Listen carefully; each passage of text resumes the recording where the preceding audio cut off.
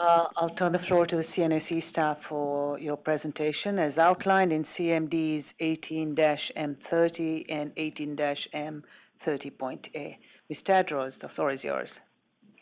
Thank you, and good afternoon, President Velci, members of the Commission. For the record, my name is Heidi Tadros. I am the Director General of the Directorate of Nuclear Cycle and Facilities Regulation.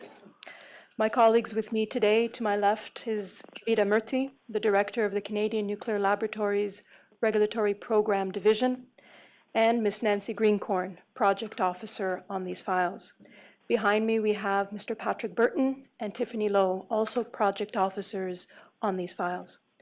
We are joined by numerous subject matter experts who are familiar with today's files and who are available for any questions you may have at the end of our presentation.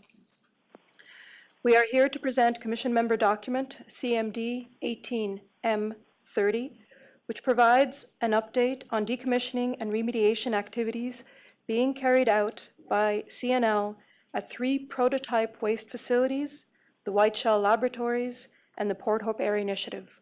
We will also outline CNSE staff's regulatory oversight activities associated with these files. Our presentation today will begin with a brief overview of the scope and purpose for this update. This will be followed by an update on each of the sites covered in the CMD, beginning with CNL's decommissioning projects and then with remediation activities.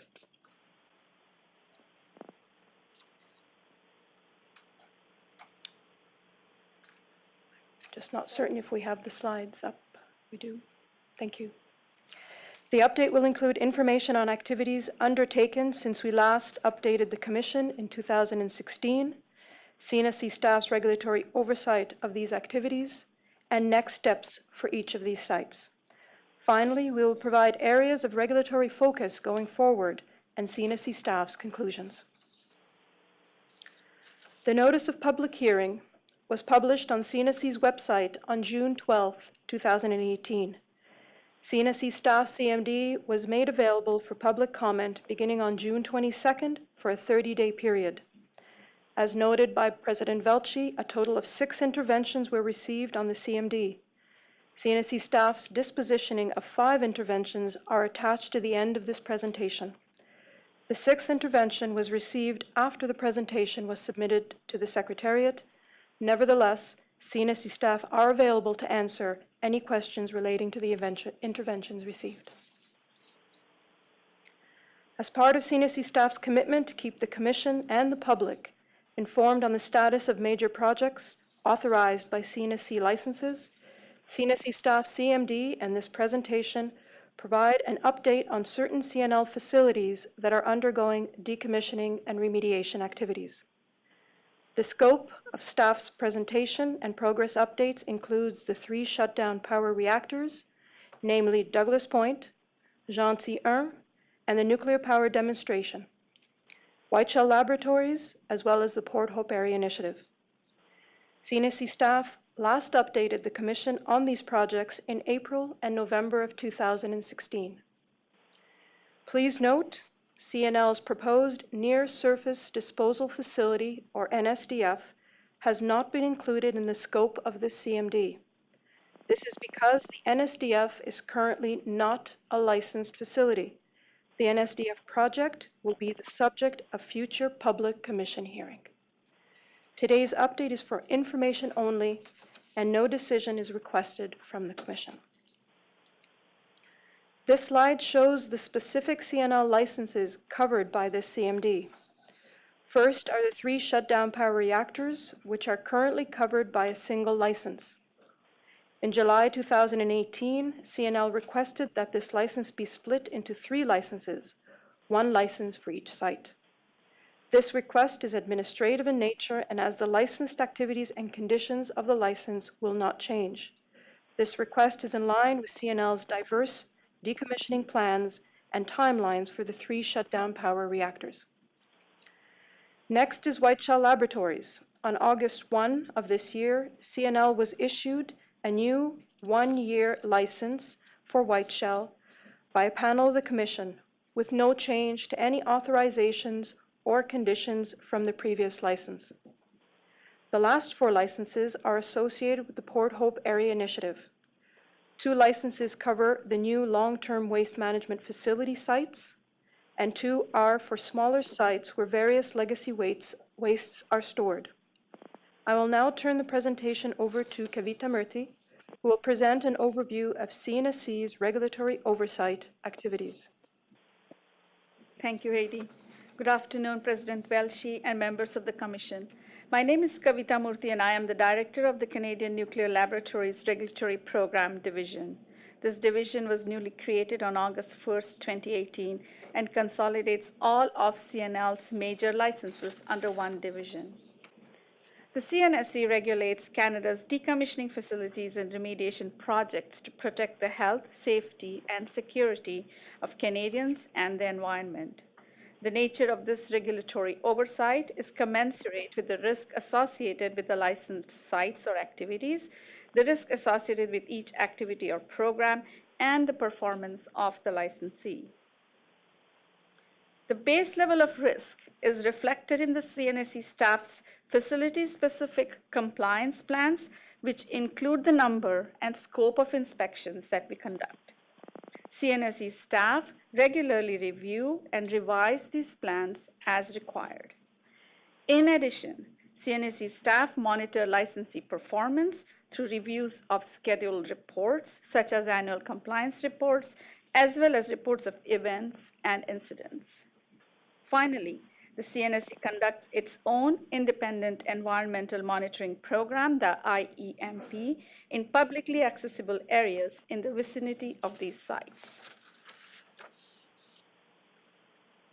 The table on this slide provides a summary of CNSC compliance and licensing efforts associated with these facilities from July 1, 2016 to April 1, 2018, for FAY, and from January 1, 2016 to April 1, 2018 for the other sites.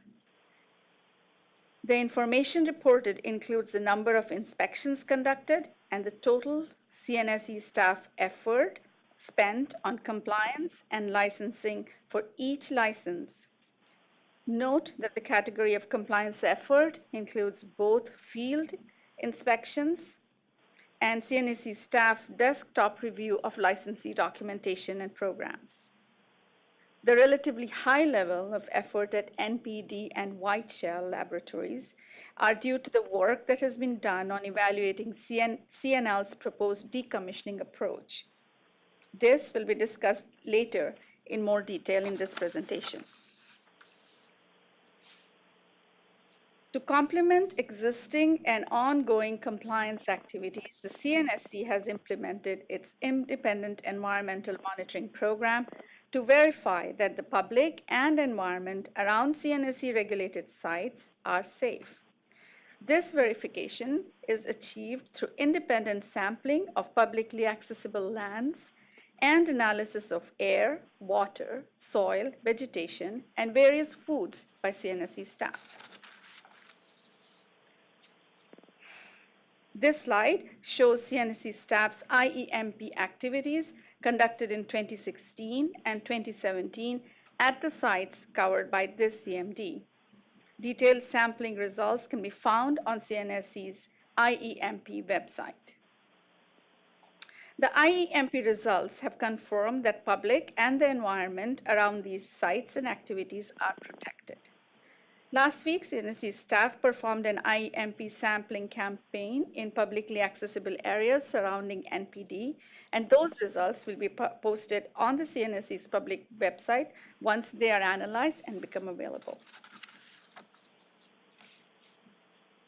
To keep the public informed of regulatory activities occurring at decommissioning facilities and remediation sites, CNSC staff regularly engage with the public and indigenous groups through attendance at community meetings, open houses, and technical information sessions.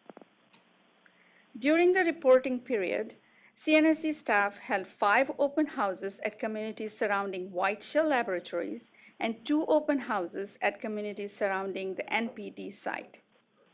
CNSC staff participated in the 2016 Port Hope Fall Fair and will be participating in the 2018 edition of the Port Hope Fall Fair. CNSE staff met 5 times with the municipality of Port Hope and will meet with them monthly going forward. CNSE staff have also observed selected Port Hope Area Initiative citizen liaison group meetings. In addition to these outreach activities, information is also provided to the public through the CNSE's website, through social media, through CNSE online events, and presentations such as this one. This completes the regulatory oversight portion of this presentation. I will now pass the presentation to Ms. Nancy Greencorn, who will provide the progress update on CNL's decommissioning projects. Good afternoon, President Velshi and members of the Commission. My name is Nancy Greencorn, and I'm a Senior Project Officer in the Waste and Decommissioning Division. Today, I will present an overview of decommissioning projects and provide specific updates on the Douglas Point and John T1 shutdown power reactors. I'll begin with a brief description of the facilities being decommissioned. First are the shutdown power reactors, which are licensed as prototype waste facilities. These are the Nuclear Power Demonstration in Ralphton, Ontario, Douglas Point in Tiverton, Ontario, and Jean T1 in Bécancour, Quebec. They are called prototype because of their former role as prototype reactors. The current license for these solely authorizes storage with surveillance activities, a phase of decommissioning which I'll describe on the next slide. Whiteshell Laboratories was a nuclear research and test facility located near Pinawa, Manitoba. It included the WR1 reactor. The Whiteshell Laboratories license authorizes decommissioning and dismantling activities in accordance with detailed decommissioning plans approved for the site. CNL is using a deferred decommissioning approach to decommission the reactors for both the prototype facilities and the WR1 research reactor. The 3 phases of deferred decommissioning are as follows. Phase 1 is the phase that brings the facility to a safe, sustainable, safe shutdown state which is suitable for transition to Phase 2. Key stabilization activities include defueling the reactor, draining cooling water from the primary and secondary systems, and transferring fuel to dry storage. This phase has been completed for all reactors covered by the CMD. Phase 2 is the storage with surveillance period, which is the current phase for each of these reactors. I will discuss this phase in more detail in the upcoming slides. Phase 3 is the period in which decommissioning occurs and where the facility achieves its final end state. The dates by which this is planned vary for each reactor and are discussed later in the presentation. Storage with surveillance is a phase of decommissioning during which the remaining nuclear substances, equipment, and the site itself are placed under controlled surveillance for a specific period of time. During this period, activities include hazard reduction, such as the removal of hazardous and radioactive substances from the accessible areas.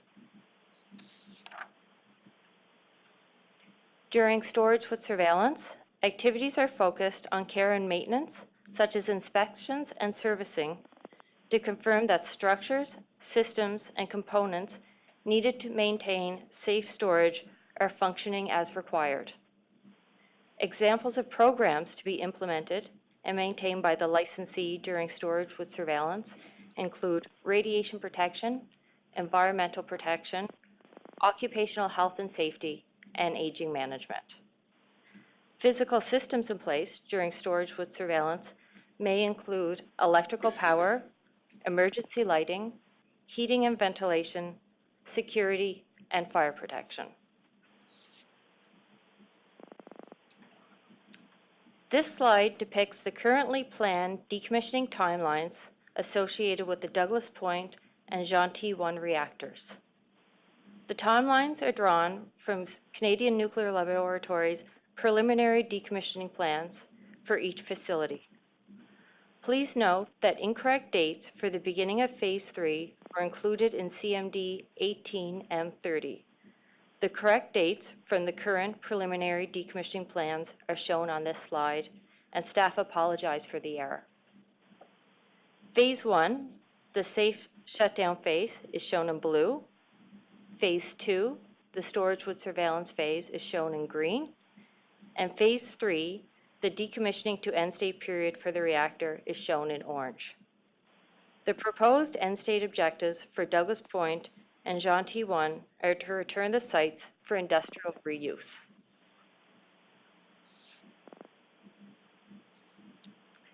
This slide depicts the decommissioning timelines associated with MPD and Whiteshell laboratory sites. Similar to the previous slide, the 3 phases of decommissioning are shown. For the Whiteshell laboratories, after completing the physical decommissioning activities, CNL has planned for a long-term institutional control period of 200 years or more, as shown in pink. The timelines are drawn from CNL's decommissioning plans for each facility.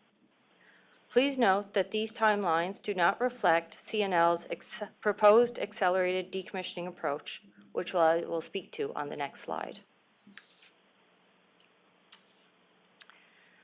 The matters discussed on this slide and the following slide will be the subject of a separate public commission hearing for both environmental assessment and licensing decisions, the dates for which have not yet been determined.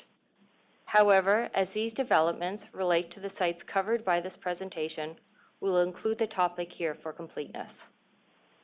In 2017, CNL submitted to the CNSC requests to revise the decommissioning strategy for the WR1 reactor and the MPD reactor to permit in situ decommissioning, that is, where remaining radioactive material is permanently encapsulated in place, effectively creating a waste repository. This is a change from the previous proposal to fully dismantle the reactors and disposition waste off-site as documented in the current detailed decommissioning plans. Commission approval is required before CNL implements these plans. Such license amendments is subject to a public hearing process. In addition to the changes in strategy, CNL has proposed accelerating decommissioning for these 2 sites.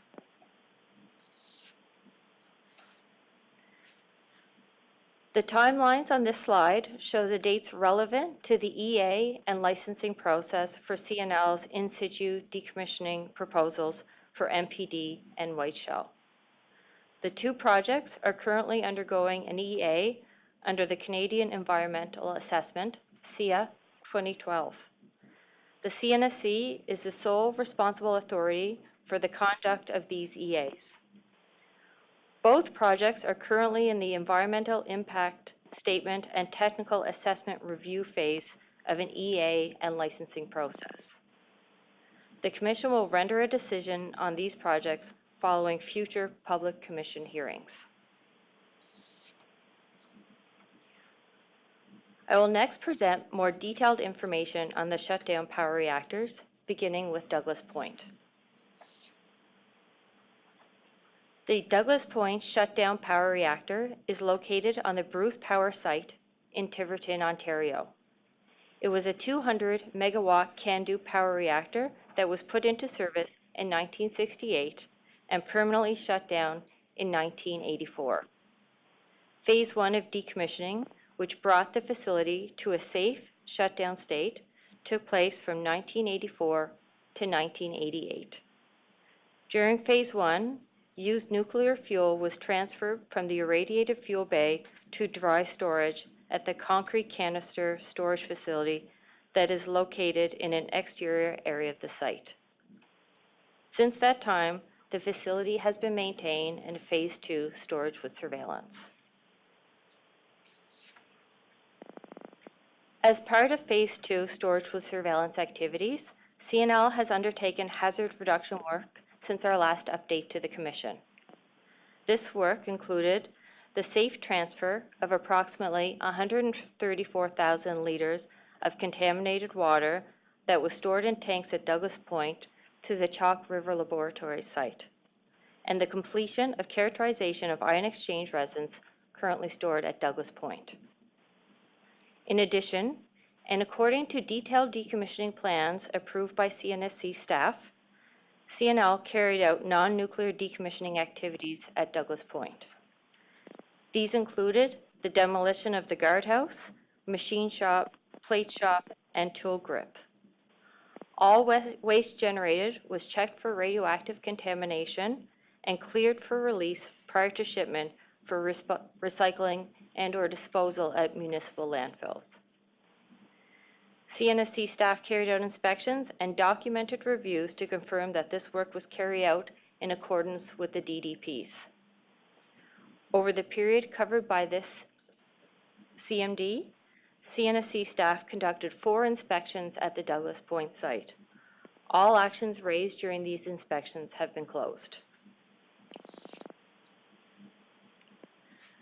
The current preliminary decommissioning plan for the Douglas Point facility shows that the site will remain in storage with surveillance until the year 2060.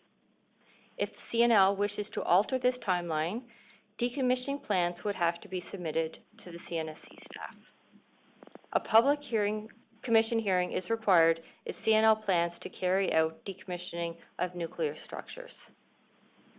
As described by CNL in their presentation, moving forward, CNL will continue with hazard reduction activities, such as asbestos abatement, and reduce the footprint of the Douglas Point facility by demolishing additional non-nuclear facilities. CNSC staff will continue to maintain an appropriate level of oversight at CNL's work at Douglas Point, including review of upcoming building-specific detailed decommissioning plans. I will now move on to Gentil 1.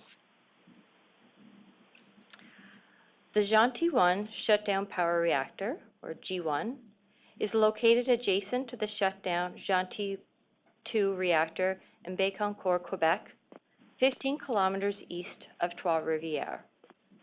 G1 was a 250 megawatt CANDU boiling water reactor prototype that was put into service in 1972 and operated until 1978.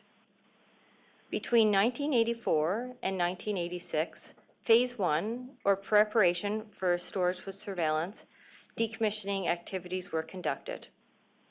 As part of Phase 1, used nuclear fuel was transferred to the spent fuel canister area located inside the turbine building. Since that time, the facility has been maintained in a state of storage with surveillance. Areas currently under CNL's license include the reactor building, basement of the service building, and 2/3 of the turbine building. Since the last update to the Commission, the following hazard reduction work has been undertaken. Since early 2018, ion exchange resins that were retrieved from underground vaults that they have been stored for the last 30 years and transferred to Chalk River Laboratories for storage. In March of 2018, CNSC staff conducted an inspection at G1 site and observed the resin retrieval process.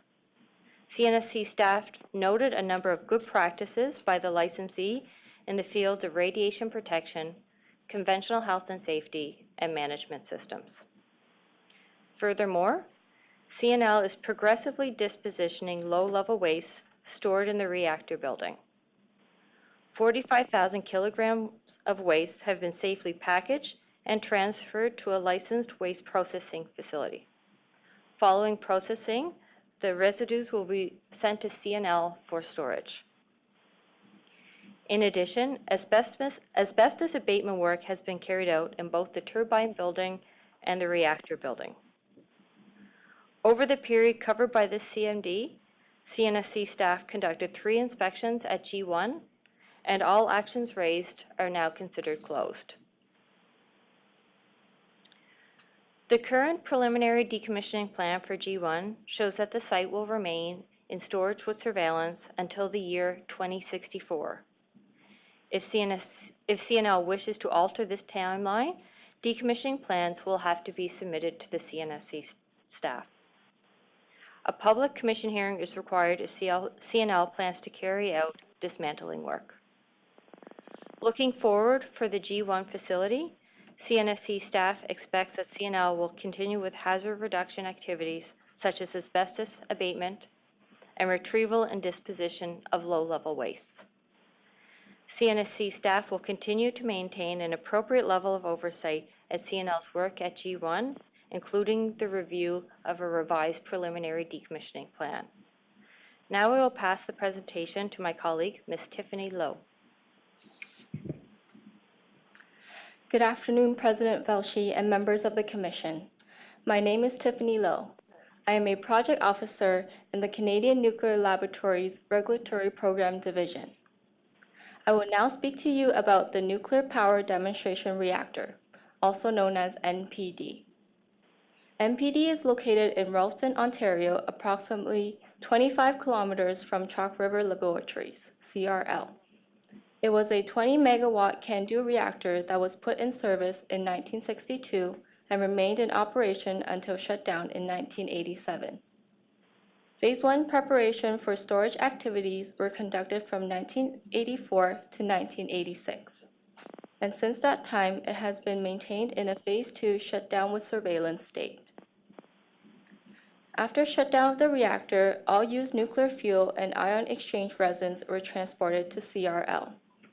However, the reactor core and its related components remained in place. CNL is currently carrying out a number of CNSC-authorized preparatory activities for final decommissioning at NPD. In June of 2017, CNL completed the removal of accessible asbestos from the site's boiler room. CNL also completed several characterization activities of the facility structure and systems during the reporting period. This includes the primary heat transport and moderator system, the reactor system, and the building structure. Health and safety-related improvements made include repairs to ladders, railings, and platforms throughout the facility, along with relocating the personal protective equipment change room and radiation protective storage area. CNSC staff carried out 2 inspections for the reporting period and found that CNL were implementing their programs consistent with CNSC requirements. All actions raised are considered closed. CNSC staff will continue to maintain an appropriate level of oversight on CNL's work at NPD. On September 29, 2017, CNL applied for a license amendment to revise the decommissioning approach to allow for in situ decommissioning for the NPD facility. CNL proposes to grout and encapsulate below-grade structures to contain remaining reactor components and residual radioactive and hazardous materials. CNL has submitted a draft Environmental Impact Statement, or EIS, as required under SIA 2012. CNSC staff, other federal and provincial departments, Indigenous communities, and the public have reviewed the draft EIS, and more than 600 comments were provided to CNL. Information related to this project are available on the CNSC website and are updated on a regular basis. This concludes CNSC staff's update on the 3 shutdown power reactors. I will next discuss the progress update for Whiteshell Laboratories.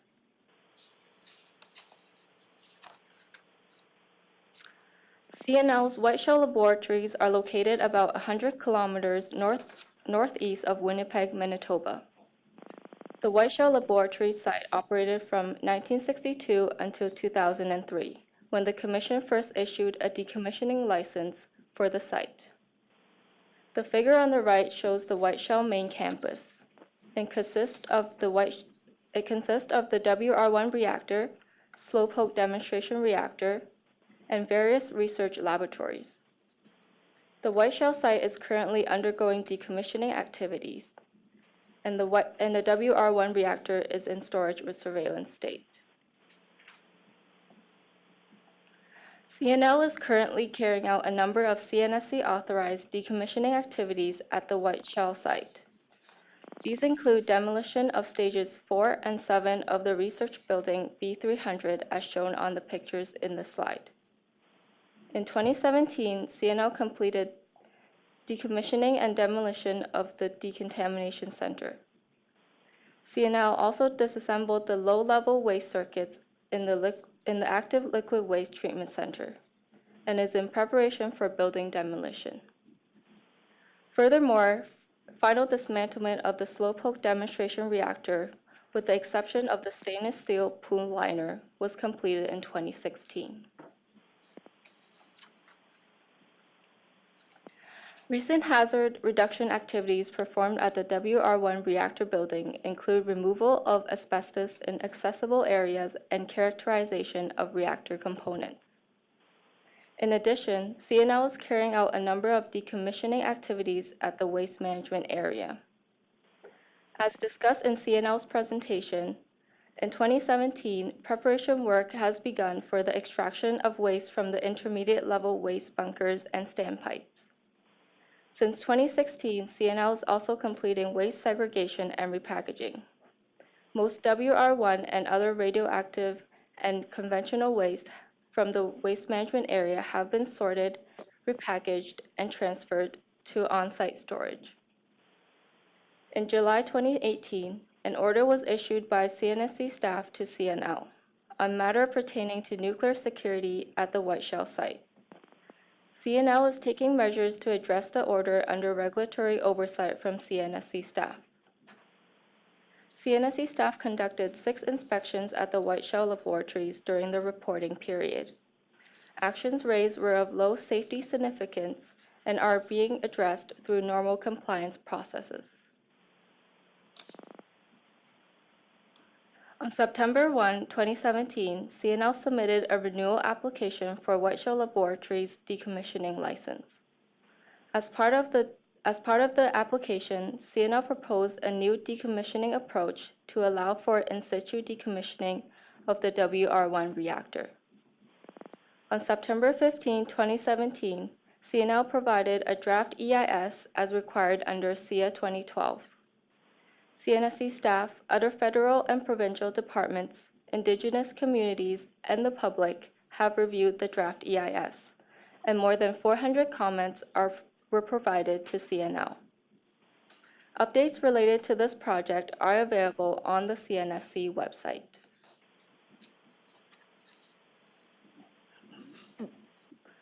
To enable CNL to adequately address comments on the draft EIS, in March 2018, CNL requested to renew their current license for a 1-year period with no changes to any authorizations from the previous license. On August 1st of this year, the Commission granted a 1-year license to CNL for the Whiteshell Laboratory site, which is valid from January 1st to December 31st, 2019. CNL continues to address comments on the draft EIS and provide additional documentation to support their safety case for in situ decommissioning. EIS comments provided to CNL are publicly available on the SIA website. Once the EIS is finalized, CNSC staff will then prepare an EA report for consideration by the Commission. Note that both the EA and the license amendment application will be subject to decisions made by the Commission at a future date through a public hearing process. This concludes the progress update on the decommissioning projects. I will now pass the presentation to my colleague, Mr. Patrick Burton. Good afternoon, President Velshi and members of the Commission. My name is Patrick Burton, and I'm a Senior Project Officer in the Canadian Nuclear Laboratories Regulatory Program Division. I'm here today to speak to you about CNL's remediation projects carried out under the Port Hope Area Initiative. The Port Hope Area Initiative, or PHAI, is a project to develop and implement a safe, local, long-term management solution for historic low-level radioactive waste in the municipalities of Port Hope and Clarington, both of which are in Ontario. The PHAI is comprised of 2 main projects, the Port Hope project and the Port Granby project. Each includes the construction of a new long-term waste management facility, or LTWMF, and a wastewater treatment plant. Both projects involve the remediation of low-level radioactive waste from a legacy waste management facility, and the Port Hope project also involves the remediation of low-level radioactive waste from numerous other sites in the Port Hope community. The scope of the PHAI is defined by a legal agreement between the Government of Canada and the affected municipalities. The legal agreement was originally signed in 2001 and has been amended several times since. The CNSC is not a party to the legal agreement and does not enforce its terms. The low-level radioactive waste being cleaned up came from historic radium and uranium refining activities in Port Hope dating back to the 1930s. These wastes are a federal liability because they were produced by Eldorado Nuclear Limited, a former Crown corporation. In 1988, Eldorado Nuclear became Cameco Corporation, and so wastes produced after that time are not eligible for disposal via the PHAI. The Port Hope Area Initiative represents the Government of Canada's commitment to the remediation of historic low-level radioactive waste in the municipalities of Port Hope and Clarington. The Government of Canada has committed $1.28 billion towards this project. CNSC staff's role in the implementation of the PHAI is to ensure that the Port Hope and Port Granby projects are carried out safely and in accordance with CNSC regulations and their respective licenses. In order to ensure an appropriate level of oversight, a CNSC project officer has been temporarily stationed in the Port Hope region. Both the Port Hope and Port Granby LTWMFs are modern facilities. Each consists of multiple cells into which waste will be placed, Port Granby having 2 cells and Port Hope 3, as shown in the picture on the slide. The waste in these cells is prevented from escaping into the environment by a multi-layered baseliner system. Contaminated water, which is created when rain falls on the exposed waste in the cells, is treated using reverse osmosis water treatment plants, 1 each at Port Hope and Port Granby, before being released to the environment. Once full, the 2 LTWMFs will be capped with covers which are conceptually similar to the baseliner system. The LTWMFs in their end state will resemble large grassy hills, and they will remain CNSC licensed sites. I'll now speak to both the Port Hope and Port Granby projects in detail, beginning with the Port Granby project. A high-level schedule for the Port Granby project is shown on the screen, including some of the tasks under each of the 3 phases of the project. I'll note here that the term phase, when used for the PHAI, is not connected with the reactor decommissioning phases discussed earlier in this presentation. The Port Granby project involves the remediation of wastes stored in the old Port Granby Waste Management Facility, which is located several hundred meters to the south of the new LTWMF and is immediately adjacent to Lake Ontario. On the schedule, you can see that the Port Granby project is currently nearing the end of Phase 2, the implementation phase.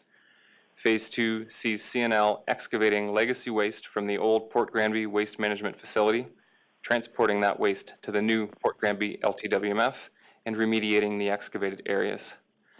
CNL is also treating contaminated water from both the old Waste Management Facility and the new LTWMF, and preparing for the capping of the LTWMF mound. CNL expects to transition to Phase 3 in 2019 or 2020. Based on CNL's estimated timeline, Phase 3 of the Port Granby project will likely begin before the end of the current license period. The current license permits CNL to progress to Phase 3 without seeking additional approvals. Since the last update to the Commission on the Port Granby project, CNL has made significant progress.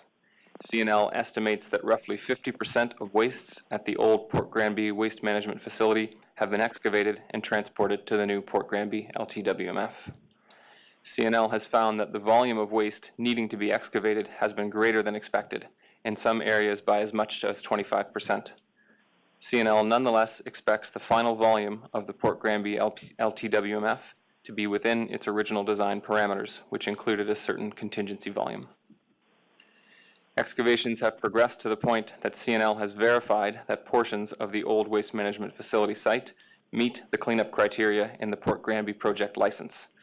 As shown in the lower photo on this slide, CNL has backfilled some of these areas and seeded them with grass. CNSC staff have verified during inspections that CNL has processes in place to measure the mass and volume of waste being excavated and placed to ensure that the approved design of the LTWMF is respected. CNSC staff have also carried out inspections and document reviews focused on CNL's verification of the remediation of the old Port Granby waste management facility. Water management is an extremely important part of the Port Granby project. The project required a new wastewater treatment plant, which became operational in 2016. It removes a wider range of contaminants and with improved treatment efficiency as compared to the legacy system. To verify the performance of the plant, CNL collects weekly samples of influent and effluent and sends them to an accredited lab for analysis against a variety of contaminants. Toxicity testing is also carried out monthly.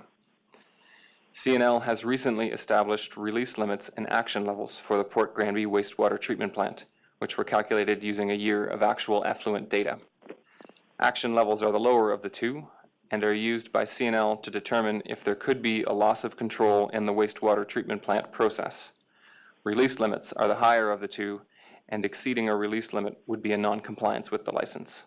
CNSC staff considers CNL's release limits and action levels to be acceptable. CNSC staff have taken independent samples of effluent from the Port Granby wastewater treatment plant and have verified that CNL is accurately reporting on its performance. Since the last update to the Commission, there have been water management challenges at Port Granby. In June of 2017, an overflow occurred at the East Gorge Reservoir during a heavy rainfall, which released untreated water to the environment. This was reported to the Commission in an event initial report in August of 2017 as CMD 17-M38.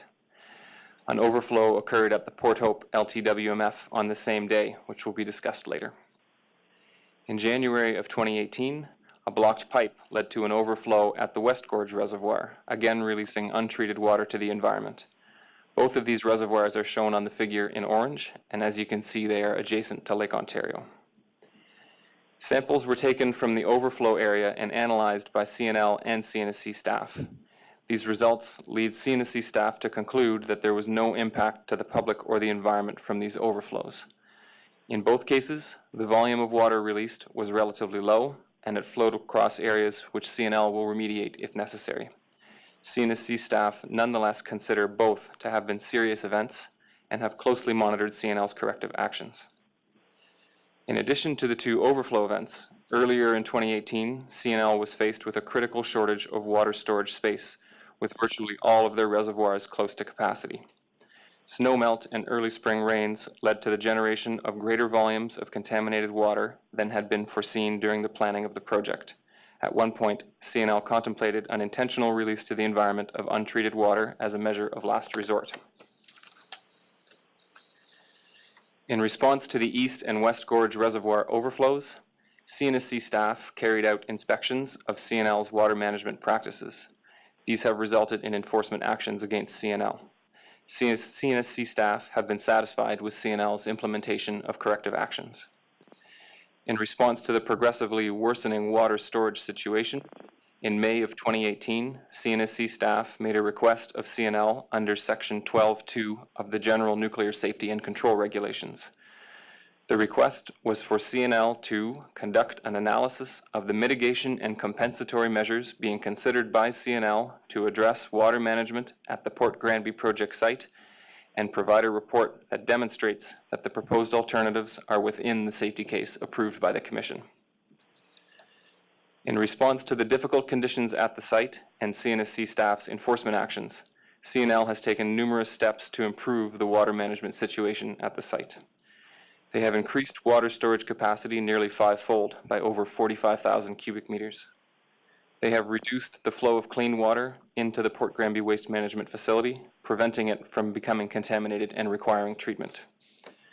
They have purchased a portable water treatment system, which will roughly double CNL's water treatment capacity at Port Granby. Lastly, they have modified the wastewater treat plant intake so it draws cleaner water from the surface of a storage pond, which can be treated at higher flow rates than more contaminated water from the bottom. Similarly to CNL's presentation, this slide shows the evolution of water management features at the Port Granby LTWMF site. The photo on the left shows these as originally designed. the double pond visible just below the center of the photo is the 11,500 cubic meter equalization pond. The right-hand photo shows 6 large circular water tanks and roughly 130 smaller water tanks. This extra water storage capacity represents a significant and unforeseen cost to CNL, and water management concerns have had impacts on the Port Granby project schedule. CNSC staff consider that CNL's execution of their excavation plan was a contributing factor to the shortage of water storage capacity at Port Granby. The plan was originally developed to limit areas of contaminated land under excavation and to divert surface water away from the excavation area.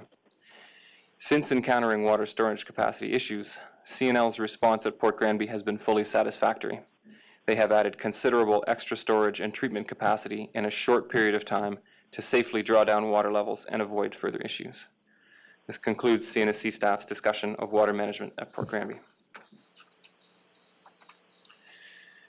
Since the previous report to the Commission, there have been 3 instances at the Port Granby project where workers have been exposed to hazardous substances. The first took place in December of 2016 when an old drum was ruptured during excavation. 2 workers suffered temporary respiratory irritation as a result of exposure to an ammonia-bearing substance. The second took place in January of 2017 when workers were exposed to hydrogen sulfide gas while removing solid waste from the bioreactor portion of the wastewater treatment plant. 2 workers exhibited short-term symptoms such as headaches. The third took place in May of 2017 when workers were excavating a gas cylinder in an area known to likely contain cylinders of hydrogen fluoride gas. These excavations were performed using hydrovac trucks to minimize the risk of mechanical damage to cylinders. During excavations, hydrogen fluoride was detected by on-site air monitoring equipment at low levels. As per protocol, workers evacuated the area and returned in an elevated class of personal protective equipment to safely excavate the cylinder. In response to the December 2016 ammonia exposure, CNL placed a multi-month halt on all excavations in Port Granby while strengthened protocols were put in place. Air tanks were retrofitted to key pieces of excavation equipment so that drivers no longer breathe outside air. These are the yellow tanks visible on the roof of the bulldozer in the photo on the slide. Workers who are on foot near active excavations must wear personal protective equipment which offers high levels of respiratory protection. In the wastewater treatment plant, CNL performed an audit which resulted in numerous recommendations regarding hydrogen sulfide monitoring as well as ventilation and radiation protection zoning. CNSC staff have performed inspections to confirm that CNL has implemented corrective actions across these areas. One inspection indicated that CNL had yet to implement some corrective actions raised in their hydrogen sulfide audit, and in response, CNSC staff placed a prohibition on CNL's use of the bioreactor portion of the wastewater treatment plant until relevant corrective actions are complete. CNSC staff continue to evaluate CNL's implementation of remaining corrective actions, but conclude that the site is safe. Looking forward for the Port Granby project, CNSC staff expect that CNL will continue the excavation and emplacement of waste into 2019. CNL has recently applied for a license amendment for the Port Granby project with the goals of modernizing the license and including release limits for the wastewater treatment plant into the licensing basis. This license amendment will be considered by a designated officer as provided for by the Commission at the last Port Granby licensing hearing in 2011. CNL will continue to operate the wastewater treatment plant into Phase 3. CNL will also continue with remedial verification activities in more areas of the old Port Granby waste management facility, which will open the path to backfilling more areas with clean fill. Lastly, CNL will continue to prepare for the capping of the Port Granby LTWMF. This is currently expected to begin in 2019 or 2020. That concludes the Port Granby portion of the presentation. I'll now discuss the Port Hope project. Again, a high-level schedule for the Port Hope project is shown on the screen, including some of the tasks under each of the 3 phases of the project. The 3 phases are essentially the same as for Port Granby. In Port Hope, the largest volume of waste to be remediated is found at the old Welcome Waste Management Facility, which is co-located with the new LTWMF. The most important difference between the Port Hope and Port Granby projects is that in Port Hope, waste is also present throughout the town. CNL is performing an extensive series of radiological surveys of residential and commercial properties in Port Hope to confirm the presence or absence of low-level radioactive waste. As with Port Granby, the Port Hope project is also in Phase 2, the implementation phase, but is less advanced in terms of the overall schedule. The term of the current license is expected to expire before CNL is prepared to transition the Port Hope project to Phase 3. The relicensing process for the Port Hope project will require a public hearing before the Commission.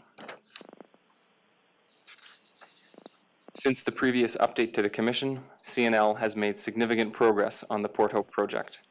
This has included the construction of the baseliner system for Cell 1, a process which was verified several times by CNSC staff to ensure that the system was installed as designed. A license amendment was granted in late 2017, which permits CNL to employ an alternate strategy for areas of the site with concentrations of arsenic above the cleanup criteria in the license. With the issuance of that license amendment, CNL was able to begin excavating on-site waste from the old Welcome Waste Management Facility and in placing that waste in Cell 1 of the new LTWMF. Excavation of on-site waste is now nearly complete, and CNL has progressed to the verification of remediation of those areas, which is a prerequisite for the construction of Cell 2.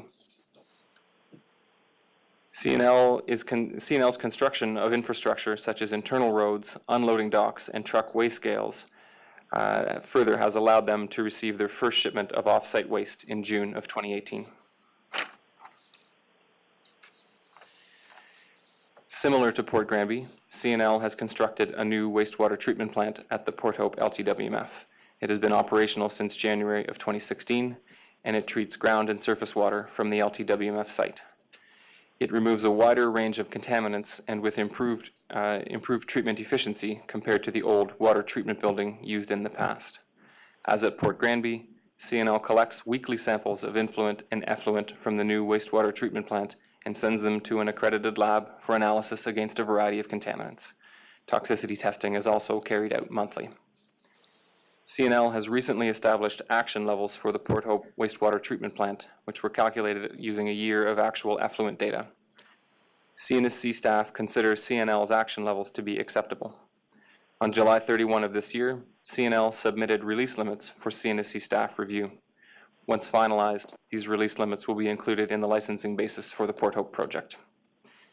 CNSC staff have taken independent samples of effluent from the Port Hope wastewater treatment plant and have verified that CNL is accurately reporting on its performance. In contrast to Port Granby, in Port Hope, the old water treatment building remains in place and operable as part of CNL's water management and contingency plan. This will be discussed further in the coming slides. CNL has also faced water management challenges at the Port Hope site. In June of 2017, heavy rainfall led to an overflow from the South Treatment Pond, which released untreated water to the environment. This was the same day as the East Gorge Reservoir overflow at Port Granby, and both were reported to the Commission in an event initial report in August of 2017 as CMD 17-M38. The results of subsequent samples taken by both CNSC staff and CNL were consistent with the original environmental assessment of the area, leading CNSC staff to conclude that there was no impact to the public or environment from this overflow. CNSC staff nonetheless consider this to have been a serious event and have closely monitored CNL's corrective actions. Earlier in 2018, CNL was faced with a critical shortage of water storage space in Port Hope, with virtually all of their reservoirs at capacity. In contrast to Port Granby, there is no space at the Port Hope LTWMF for the addition of significant temporary water storage tanks. In response to the June 2017 overflow, CNSC staff carried out an immediate reactive inspection, which resulted in an inspector's order being issued to CNL. The order required CNL to immediately review its water management program to ensure that adequate storage capacity is available and to ensure that it had sufficient emergency supplies to mitigate releases of untreated water. In response to the order, CNL updated their water management and contingency plans for both the Port Hope and Port Granby sites. At Port Hope, this plan includes provision for the operation of the old water treatment building in emergency situations. In early 2018, CNL operated the old water treatment building for 39 days over May and April in parallel with the new wastewater treatment plant. This allowed them to treat and release the excess water stored on the site to the point of completely emptying the west collection pond. This was a necessary step in CNL's project to expand the collection ponds to prevent future water storage issues. CNL has recently informed CNSC staff that they have successfully expanded the collection pond nearly threefold, from 18,000 cubic meters to 47,500 cubic meters. CNSC staff consider that the conditions of the order have been met. CNSC staff have incorporated water management aspects into subsequent inspections at the Port Hope LTWMF. CNL's operation of the old water treatment building is permitted by the current Port Hope project license. Now that the expansion of the collection pond is complete, CNSC staff expect that the old water treatment building will no longer be required. CNSC staff continue to closely monitor CNL's water management practices at the Port Hope LTWMF site. I'll now move on to remediation at some of the various other sites in Port Hope. In addition to the old Welcome Waste Management Facility, over the years, low-level radioactive waste has been consolidated at several major known sites in Port Hope. Under the legal agreement, CNL will clean up these sites and transport the waste to the Port Hope LTWMF. A table of these sites is presented on the next slide. CNL is currently working with Cameco on the largest of these sites, the Center Pier area between the Port Hope Harbor and the Ganaraska River. Shipments from the Center Pier were among the first receipts of off-site waste at the Port Hope LTWMF in June of this year. Removal of wastes stored on the Center Pier will permit preparations for the remediation of the Port Hope Harbor later in 2018. CNL expects remediation at these sites to be complete by the end of Phase 2, currently projected for 2023. On the slide, you'll notice a large black tarp. CNL recently notified CNSC staff that excavations of that material should be completed by the end of this week. This slide shows a list of major sites which will be subject to remediation under the PHAI, along with dates when remediation is expected to begin. This list includes the Highland Drive landfill, which contains both low-level radioactive waste and municipal household garbage, which can generate gases as it decomposes. For this reason, Cell 3 at the Port Hope LTWMF has been specially designed to accept these materials.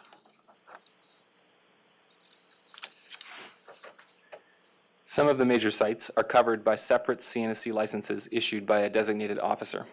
These are the Port Hope Radioactive Waste Management Facility, covering mounds of low-level radioactive waste at several locations, and the Pine Street Extension Temporary Storage Facility, covering 2 mounds in a small building. The transfer of waste from these sites will begin in 2018 and will continue for some years.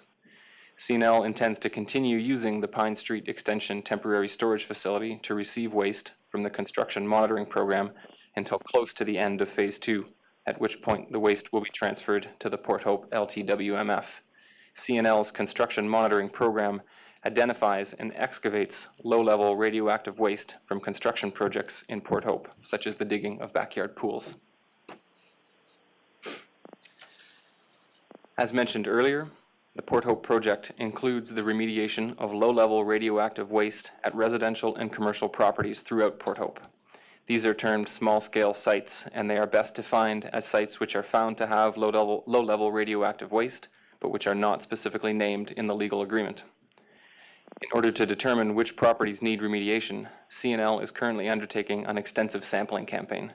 For each property where low-level radioactive waste is found, CNL will prepare a site-specific remediation plan, which will be presented to the property owner for discussion prior to remediation.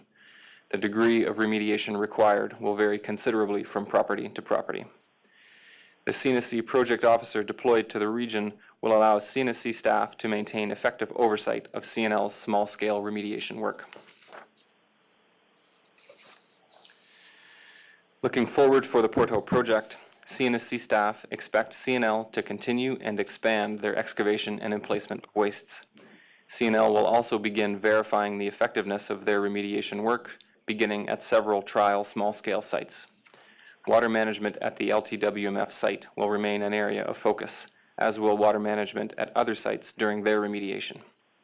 The remediation of the Port Hope Harbor will be an area of particular interest to CNSC staff. CNSC staff will also be reviewing CNL's recently submitted release limits for the wastewater treatment plant and incorporating those into the Port Hope project licensing basis once they are final. The CNSC project officer deployed to the Port Hope area will provide regulatory oversight for all of these activities. The Port Hope project license will expire in 2022, requiring a public license renewal hearing before the Commission. With that, I will pass the presentation back to Ms. Haiti Tadros to offer CNSC staff's conclusions. Thank you. This slide presents key areas of regulatory focus going forward pertaining to CNL's decommissioning and remediation projects discussed today. So to recap, for the shutdown power reactors, CNSC staff will focus on compliance verification activities and oversight of CNL's storage or surveillance activities. And CNSC staff will also review CNL's request for license amendments to separate the current license into 3 separate licenses. For the Whiteshell laboratories, CNSC staff will focus on compliance verification activities and oversight of CNL's decommissioning activities and review of licensing basis documentation related to CNL's license amendment request. For CNL's proposed decommissioning of WR1 and NPD, CNSC staff continue to review and evaluate for sufficiency the EIS information for CNL's proposed revised decommissioning plans. As for the remediation project, CNSC staff continue compliance verification and oversight of the excavation and emplacement of waste at Port Hope and Port Granby, as well as CNL's operation of the wastewater treatment plants at both those sites. CNSC staff conclude that all of the sites covered by this CMD, namely Douglas Point, Gentil 1, Nuclear Power Demonstration, Whiteshell Laboratories, and the Port Hope Area Initiative, CNL is carrying out licensed activities in compliance with regulatory requirements of the Nuclear Safety and Control Act, CNSC regulations, and the relevant licenses. As mentioned in the previous slide, CNSC staff will continue to maintain an effective level of regulatory oversight over these licensed activities to ensure that the public and the environment remain protected. CNSC staff will continue to ensure that the public and Indigenous groups continue to have multiple opportunities for meaningful engagement in CNSC processes. Thank you for your attention. We are available to take any questions you may have. Thank you.